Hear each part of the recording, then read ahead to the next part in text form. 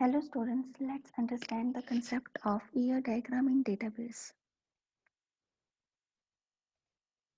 It is a graphical representation of an entity relationship model. The sole purpose of year diagram is to identify the different data elements, different entities that are required for an information system. It also shows how the different entities are related to each other. So, a year diagram is made from entities, attributes, and relationships. There are a number of features of ER diagram. It helps us to define terms related to entity relationship modeling. That is, it helps us to define what different entities we are going to take, how these entities are related to each other. It provides a preview of how all data tables should connect, how the different data tables are going to be connected so that they can exchange data with each other. It helps to describe entities, attributes, and relationships. ER diagrams are easy to translate into relational tables so that data can bases can easily be made using them. ER diagrams can be used by database designers as a blueprint for implementing data in specific software application. Database designers can gain better understanding of the information presented by ER diagram. This is a simple ER diagram. Here you can see there, there are two entities named teacher and department. The teacher entity has attributes teacher name, teacher ID, mobile number, age, and salary. Department entity has two attributes, department ID and department name. And these two entities, teacher and department, share a relationship of works for. Teacher works for this particular department. There are three main components of an ER diagram. These are entity, attributes, and relationships. Let's discuss them one by one. Entity is an object in the real world with an independent existence. An object, class, person, or place, anything can be an identity. For example, I have shown you some examples. In these examples, student is an identity, college is an entity, teacher is an entity. All these entities have independent existence and they can't exist on their own. All these entities have their own attributes. Moreover, entities can be classified based on their strength. We have a weak entity which does not have its key attributes. It does not have key attributes to build a primary key. Second concept is of attributes. Attribute means characteristics, properties. For example, in this example, I can say that this student entity has attributes, has properties. Every student must have some ID, phone number, name, and age. These are the specific attributes or characteristics of a student.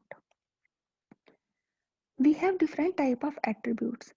First one is key attribute.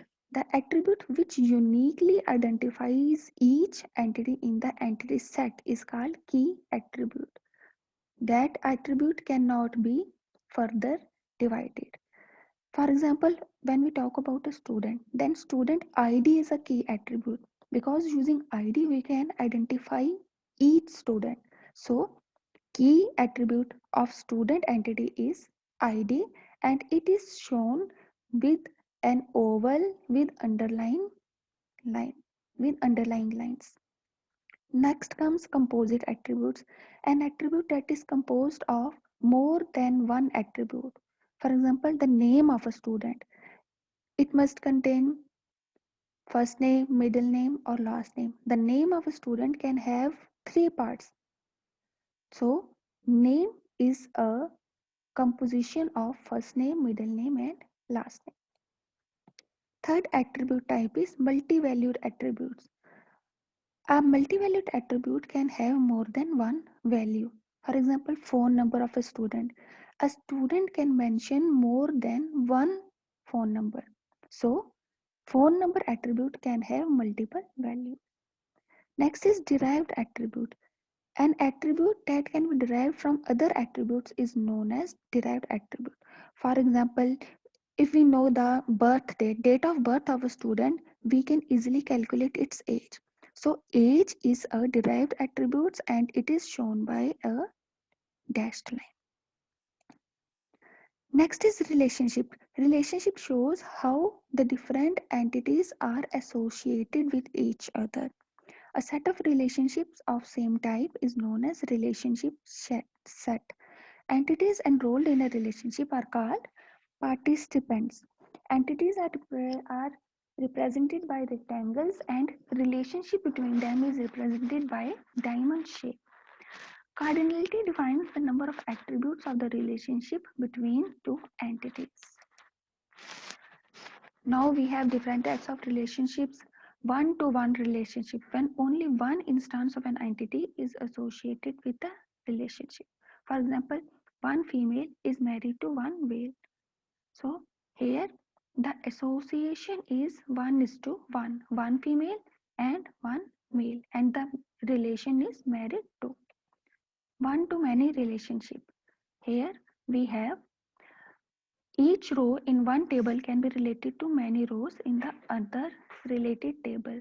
For example, one scientist can invent many inventions. So we have 1:m relationship. Next is many to one relationship.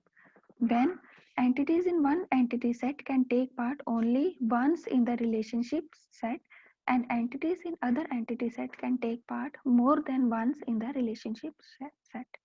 For example, many students can enroll in one course.